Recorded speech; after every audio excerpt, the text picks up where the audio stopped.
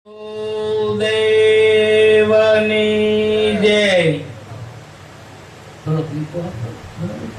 બરોબર ના ક્ષીરસાગર દેવની જય. ઉગમેશ્વર સાહેબની જય. ખોડીદાસ બાપુની જય. સદગુરુ નિરાત મહારાજની જય. પધારેલ હરિગુરુ સંતની જય.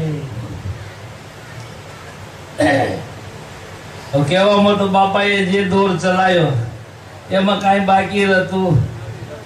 જે નામના ગુણ મહાપુરુષો આદિ અનાદિથી ગાયા છે. નામ બોલાવે નામને સામું બોલે ઈ નામ.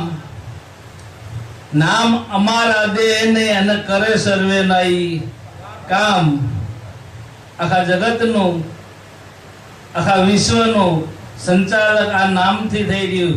અને નામની વ્યાખ્યા ભરત બાપાએ બહુ ખૂબ સરસ કરી.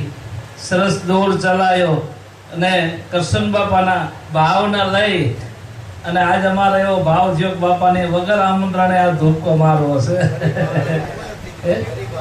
અરે અરે હા, એટલે અમને આનંદ છે. તમારો ભાવ પ્રેમ વારંવાર કહેતા હતા કે આવો આવો આવો, અને ખૂબ આનંદ થયો અમને.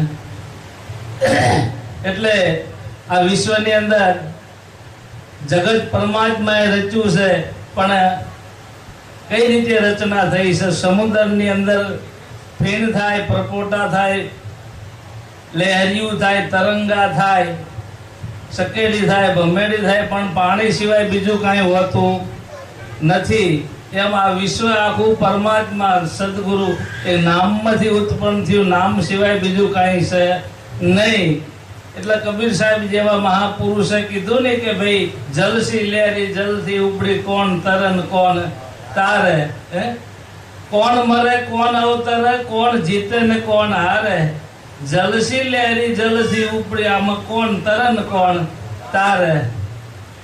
એટલે આ નામથી આખા વિશ્વનું સર્જન, નામથી આખા વિશ્વનું સંચાલક થઈ રહ્યું. બાપાએ વાત કરી એમ અમારા વિરસિંહ બાપુ એવું કહેતા હતા કે ગુરુ થતા ને શિષ્ય કરતા ને, એવું કહેતા હતા. અમારા ગુરુ હીરા બાપાને એવું કહેતું કે હીરિયા ગુરુ થતો ને શિષ્ય કરતો નહીં. હું ગુરુ છું એવો દાવો ધરાવતો નહીં, આ મારો શિષ્ય છે એવું જાણતો નહીં. અને મારા હીરા બાપા એવું કહેતા હતા કે મેં અત્યાર સુધી વિરસિંહ બાપા સિવાય બીજા કોઈનું પૂજન કર્યું નથી. મેં અત્યાર સુધી વિરસિંહ બાપા સિવાય બીજા કોઈનું પૂજન કર્યું નથી. ગુરુ ના રૂપમાં બધાયનું રૂપ જોઈ લીધું, બધાય ગુરુ સ્વરૂપ જોયું. અને કયા રૂપ ઓળખ્યા?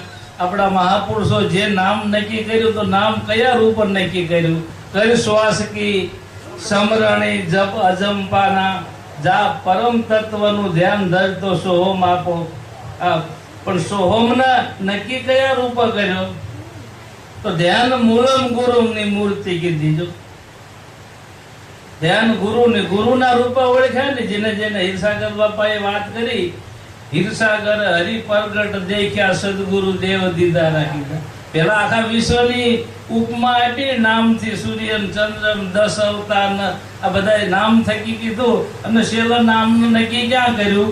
કે ગુરુ સ્વરૂપમાં નક્કી કર્યું. દેખ્યા દિલ દીદારા મોરાર સાહેબે સદગુરુના અણસારા કીધા. કારણ કે સદગુરુ એ નિરાધાર છે, એનો આધાર ગુરુ છે. નિર્ગુણનું સગુણ સ્વરૂપ આપણને સદગુરુ મળ્યા છે. સદગુરુ મળ્યા પછી નામના બીજે ક્યાંય ગોતવા જવાનું નથી. નામના ઠામ બે એક કીધું ને કબીર સાહેબે. નામ બિરાજે આ ઠામમાં સર્વે ઠામ નામની, કહે કબીર સુનો ભાઈ સાધુ નામ ન ઠામ જુદા નહીં. બે એક રૂપ હશે ને એક કરી એને ધર્મ કહેવાય ને બાપા. એક કહેવાય એને ભક્તિ કહેવાય. બે રહી ત્યાં સુધી, જ્યાં સુધી ગુરુ ને શિષ્ય બે રહે ત્યાં સુધી વસ્તુ અલગ છે ને બાપા. અમારે એક લાલજી બાપા એક વાણીમાં બોલ્યા, તો બાપાને ખબર એનો ભેદ તો એ ઉકેલતા ઓમ સો ઓમ થી ન્યારા આપો આપ દર્શાય એક વાણીમાં એવું કીધું છે. लालन मैंने नाम अमर पद पाया, मारा गुरुजीए मैंने समझाया। पांच तत्व की तजी कोटड़ी, त्रिकुटीए तार लगाया। त्रण गुण थी हे न्यारा, मेरे मन भाया। लालन मैंने नाम अमर पद पाया। नहीं इंग्लैंड नहीं पिंगला, इंग्लैंड पिंगला बेरे ता हुदी हजू आपणे नाम हुदी નથી પહોંચે એવું સંત। नहीं इंगला नहीं पिंगला आणी अगर नहीं जाया, ओम सोम थी ही न्यारा आपो आप दर्शाया। बेरे ता हुदी गुरु शिष्य बेरे ता हुदी નથી, पुरुष न पकड़ती बेरे ता हुदी નથી, ता हुदी बीज कहेवाय ने बाबा। नहीं पुरुष नहीं पकड़ती नहीं बीज में आया, आप अरूपी एक अजातम आखा विश्व में दर्शाया।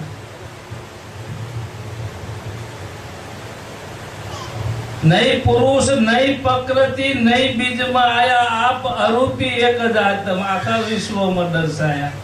हे लालन मैंने आ नाम अमर पद पाया। पहला ओम सोम थी नेरा कीधा અને પછી આવા આલી કડીમાં એવું કીધું કે આખા વિશ્વમાં પુરુષ નહીં પ્રકૃતિ ની એકની વાત નહીં ને બાબા। કારણ કે વ્રતિ નામની અંદર વ્રતિ એટલે પુરુષ ને પ્રકૃતિ બે એક થઈ ગયું કહેવાય। मन आत्मा एक થઈ ગયો એટલે ગુરુ શિષ્ય સોહમ ને સોહમ બે એટલે બે ની એકતા થાય ને, બે નું ઘર તો એક છે ને, ઈ બે એક થાય એને ધર્મ કહેવાય, એનું નામ કહેવાય ને બાપા। હમણાં તો બાપાએ વાત કરી, પ્રીતમદાસે કીધું કે સૂર્ય અને ચંદ્ર દોનો એક ઘરે લાવો, તો એનું ઘર હશે ને પાછું બે નું એક થાય એને ધર્મ કહેવાય, એક કે એને એક થાય એને નામ કહેવાય। એટલે નામની વ્યાખ્યા મહાપુરુષે બહુ કરી અને બાપા મળ્યા એમાં તો આખું વિશ્વ આવી જાય છે અમારું તો। હીરા બાપાને જોવા હોય તો આ રૂપ હશે, ઉગારામને જોવા હોય તો આ રૂપ, હિરસાગરને જોવા હોય તો ત્યારે પ્રગટ આપણા માટે પ્રગટ નામમાં જાગ્યા એને પ્રગટ પુરુષ કહેવાય છે। એટલે આ ધર્મની આ નામની વ્યાખ્યા મહાપુરુષે કરી અને કોઈ સીમા નહીં એવો ધર્મ ધ્વજ ફરકાઈ ગયા।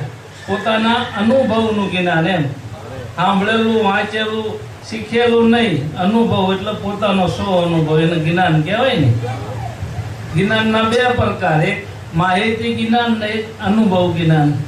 અનુભવ એટલે જે મહાપુરુષ જે નામમાંથી જે સ્વરૂપના શબ્દ બ્રહ્મના ધ્યાનમાંથી બોલે એને અનુભવ જ્ઞાન। એવા અનુભવી આપણને મહાપુરુષ મળ્યા, એમના સાંભળવા માટે અમે આવી, ભરત બાપાને સાંભળવા માટે આવી છે। પણ બાપા કહે એટલે 5 શબ્દ અમે બોલવી છીએ। સદગુરુદેવની જય અને બાપાના